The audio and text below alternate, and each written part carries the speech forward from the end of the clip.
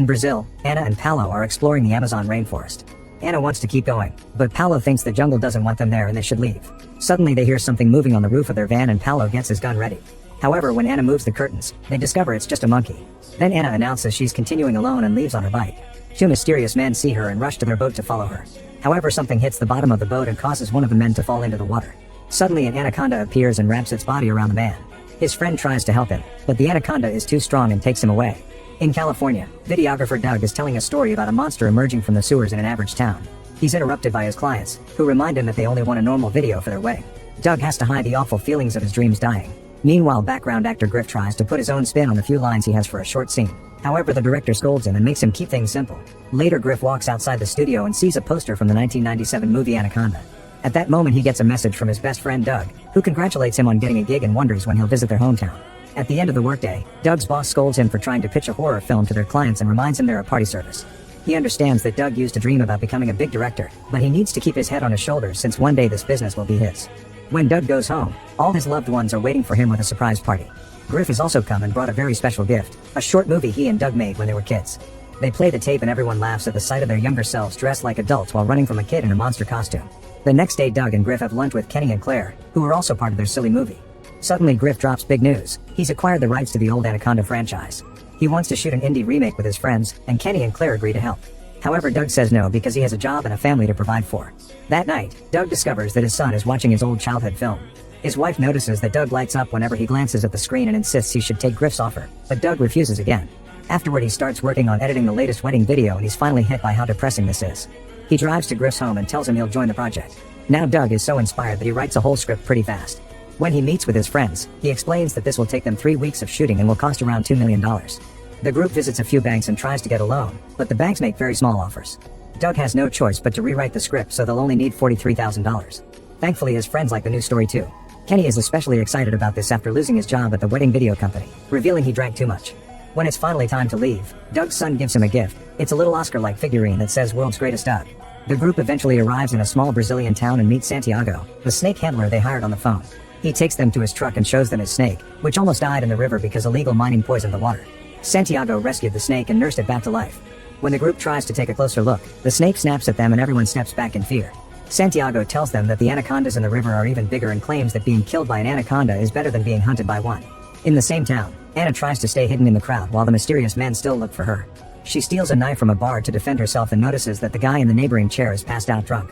He has the keys to a boat, so Anna steals them. When she approaches the boat with the intention to escape, she finds the friends loading their equipment. It turns out they rented the boat for their film. Santiago throws the snake box into the boat, and it cracks when it lands. Anna lies and tells them they talked to her father on the phone, but he's now in the hospital, so she has to cancel the trip. The group explains that all the other boats are booked and shares the story of their dream, begging for her help. At that moment, Anna sees her pursuers coming closer, so she agrees to take the job and makes everyone board quickly to finally get away. When the men realize Anna is gone, they ask a guy on the pier for a log of all the boats that left in the past 3 hours so they can continue their chase. The next day, filming finally begins at a waterfall. Claire's and Griff's characters have an argument about exploring the jungle that mimics what Anna and Paulo discussed the other day. The story is about a biologist who hires a snake hunter to track down the anaconda that wiped out her entire family. Whenever they take a break, Doug records behind-the-scenes stuff. He shares the story of his filmmaking dreams and reveals that he and Griff were supposed to move to Los Angeles together. However, life happened, so Griff was the only one to move and he had to struggle in the industry alone. Santiago tells Kenny everything he knows about anaconda's habits, and together they record a series of shots from the snake's point of view. Griff and Claire's characters have a love subplot, so Kenny teases Claire, since she and Griff used to date. Claire swears this is just part of the job, but as days pass and their characters grow close, she starts feeling that spark too. One night, Doug tells Griff that his chemistry with Claire is amazing. Griff explains that working with his friends fills him with passion, nothing like the cold sets of big productions that are only there for the paycheck. During dinner, the group discusses ideas for their action scenes and even practices the moves, making Anna realize that she's surrounded by weirdos. Later, while everyone is asleep, Santiago's snake escapes from the broken box. It slithers across the boat until it reaches Griff's bed. He removes his beauty mask and is startled by the animal, screaming as the snake jumps over him to capture a bird on the window. Minutes later, Santiago says he's fixed the box and promises the snake won't escape again. Kenny realizes that Santiago never showed them a certificate confirming he's a professional, but the group doesn't have time to find another guy, so they'll have to keep working with him. The next day, Griff gets ready to film a scene with the snake. However, when Santiago puts it too close to his face, Griff freaks out. He tells Doug he wants to change the scene, but Doug reminds him that this is an important moment because his character protects Claire's as a symbol of love. They start recording again and Griff has to hold the snake on top of him. He doesn't need to act because he's truly scared of it. When the snake brings its face closer to his, Griff panics and throws it in the water. The poor snake ends up hitting the boat's propellers, which immediately kill it. Santiago cries as he watches the snake's chopped head resurface. In the evening, Santiago holds a funeral for the snake. Griff finds it cringy, so a furious Santiago reminds him that this was his fault and kicks him out of the ceremony. Then Santiago burns the snake's remains and sings to say goodbye. Nearby, one of Anna's pursuers finally finds her boat. He calls his boss, but before he can give him the location, he's interrupted by a strange noise in the water. Suddenly the anaconda jumps out of the water and kills him. Later Griff apologizes to Santiago and they drink together. Griff shares how badly his career has been going and Santiago takes pity on him, so he promises to catch a new snake to finish this movie. However, he forces Griff to come along. The duo grabs some flashlights and enters the jungle, where Griff is startled by every little noise. Santiago is focused on his task and keeps advancing, accidentally leaving Griff behind. In the water, the anaconda starts following him without being seen. Griff soon notices that he's alone, and when he hears a bird squawking, he panics and runs back to the boat. Once Santiago is far enough in the swamp, he lights a flare and loudly asks where the snake is. Suddenly the anaconda wraps its body around him and kills him. Later on the boat, Griff tells Doug he's worried because Santiago hasn't returned. Doug reminds him that Santiago is a professional and he'll probably be back in the morning. In the meantime, Kenny steals Santiago's medicine to mix it with alcohol. A few hours later, Griff's friends realize he's right to be worried, so they all leave the boat to go looking for Santiago. Then one of Anna's pursuers gets on the boat and finds it empty, so he sends his men to the jungle. Meanwhile, Kenny claims he's guiding his friends through the jungle, but he's actually very lost. Doug is surprised to see a camper van among the bushes and the group takes a look inside, but it's empty. Suddenly they hear a noise and the friends are terrified to watch Santiago's body being thrown against the van. After the body falls on the ground, the anaconda's head appears at the window and the group freezes in fear. The only one to react is Anna, who tells them that they need to escape. Griff rushes to the driver's seat and tries to start the van to no avail. Kenny explains these kinds of vehicles have split-charge batteries known for popping off. He knows how to fix it, but he can't rely on his eyes because of his current mental state. Doug yells at him for consuming on the job again before he volunteers to fix it himself. He carefully sneaks out of the van and reaches the hood, opening it while trying hard to avoid making any noises. The battery is fixed very quickly and Doug closes the hood without issues. However, when Griff starts the engine and turns on the lights, it reveals the anaconda approaching Doug from behind. Doug sees it just in time to duck when it jumps while Griff panics and gets the van moving. A furious Doug yells at him and manages to get back in the van, closing the door right before the anaconda attacks again. As the van advances through the jungle, the beast is left behind. Anna's pursuers see the lights and jump on their bikes to go after them. The friends see them and want to ask for their help, but Anna forbids it. When Claire demands an explanation, Anna claims that these men are illegal gold miners who kill anyone trying to get into their territory. At that moment the bikers open fire, so Anna gets a gun from the van's compartment and breaks the window to fire back at the pursuers. Doug thinks this is amazing and makes Kenny record it all with his phone. One by one, Anna brings all the bikers down with outstanding precision. When the van finally reaches the shore, the friends rush to the boat, but Anna takes a different route. Suddenly the mysterious man comes out and points a gun at them, asking where Anna is. She appears behind him and hits him with her gun to knock him out. His body is thrown in the water and the group leaves on the boat. Afterward, Anna tells the others that she can get them out of here alive if they keep heading north. Griff doesn't want to go home and Doug understands his disappointment, but things have become too dangerous to continue. Later in his room, Doug looks at his son's gift for inspiration and starts rewriting the script, making Anna the main action hero. The next morning Doug shows his friends the new script. Now the story is about a biologist and a hunter searching for a snake, but their search is interrupted when they encounter illegal gold diggers. The group loves the idea and agrees to do more shooting while they continue to head north. Anna also agrees to help and Doug is very happy to include her in most of the scenes, which leaves Griff and Claire without much to do.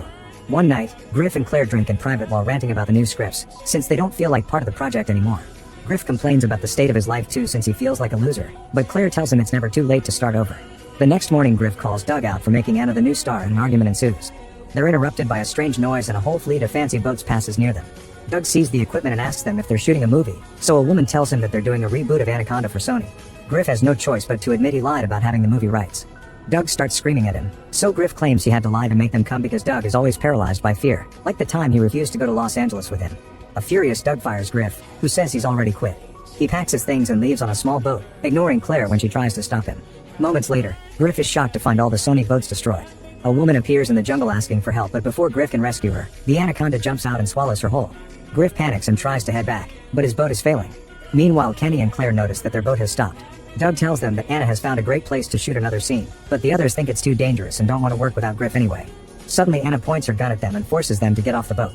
While the group enters the jungle, the mysterious man reappears. Soon Griff comes back and notices a small boat next to Anna's. He takes a closer look and finds a box with guns, so he realizes that Anna's pursuers are close. In the jungle, Anna takes the trio to an abandoned dock and forces them to move some heavy bags. When Doug looks inside he finds gold, so the truth comes out. Anna is the illegal smuggler, and the men following her are the police. Doug throws a bag into the water, but his heroic moment is interrupted by the cop finding them. He makes Anna drop her gun and throws some handcuffs on the floor, telling her to put them on. At that moment Griff appears in the jungle and shoots the cop in the leg before reuniting with his friends. Doug scolds him and tells him the truth while Anna picks up her gun again. When the cop tries to do the same, she immediately kills him with a shot. Claire tries to make Anna see reason to no avail, so instead she jumps on her to headbutt her as she practiced for her action scenes, stealing her gun in the process. As Anna moves quickly to get her gun back, the anaconda jumps out and captures her, bringing her into the water to kill her. The others immediately run away, only to realize they're lost. Doug finds a tarantula crawling on his leg and everyone panics while they kick it away. Then Doug cries, saying that the tarantula bit his leg and he can't keep going. Kenny explains that the best way to deal with animal bites is pee and volunteers to do it. However, he can't pee while standing, so the group finds a weird configuration to make it work. Doug lies down on the ground and Griff gets comfortable on his friend's belly to act as a chair for Kenny, who proceeds to pee on Doug's leg. Afterward, the group keeps moving and Doug apologizes to Griff for their fight. He admits he's always been jealous because Griff was brave enough to chase his dream. The touching moment is interrupted when the anaconda appears above him and captures him with his mouth to take him away. Griff wants to help him, but Claire convinces him to run. Moments later, Griff blames himself for Doug's death since this trip was his idea, saying it should have been him. Kenny observes the area with his binoculars and confirms the boat is close, but they must cross a big open field. It'd leave them very exposed, so they need a distraction. Suddenly they hear a noise and the trio looks around only to find Doug's body together with a dead boar. Kenny touches him and confirms there's no pulse, so he thinks they can use Doug as the distraction. The group moves Doug and the boar to the middle of the field, keeping them standing with tape. Kenny inserts a dead squirrel in Doug's mouth, claiming that snakes love squirrel meat. The trio then starts running, always keeping an eye out for the anaconda. When the beast finally shows up, they're shocked to see Doug waking up because he's alive after all. The friends yell to warn Doug about the upcoming anaconda, so Doug begins to run with the boar still on his back. The anaconda gets close enough to try to bite him, but Doug dodges it just in time. Soon the boar wakes up too and Doug has to grab its mouth to stop it from biting him.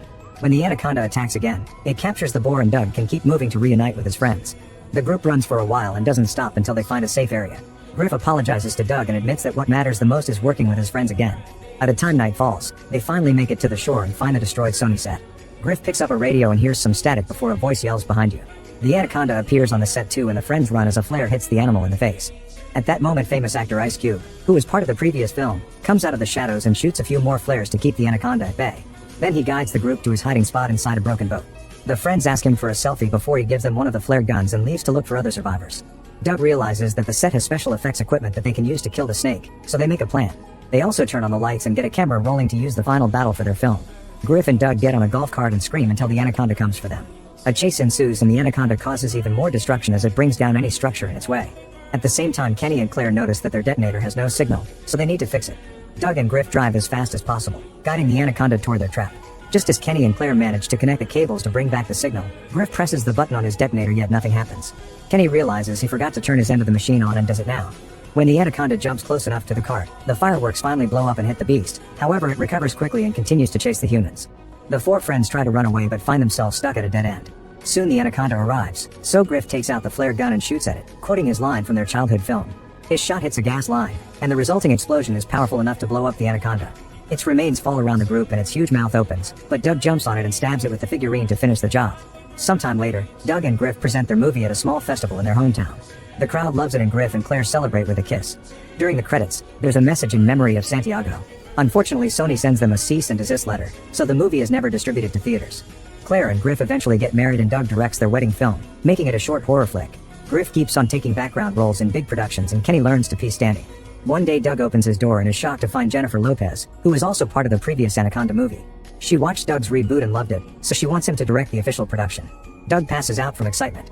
In the jungle, Santiago wakes up alive.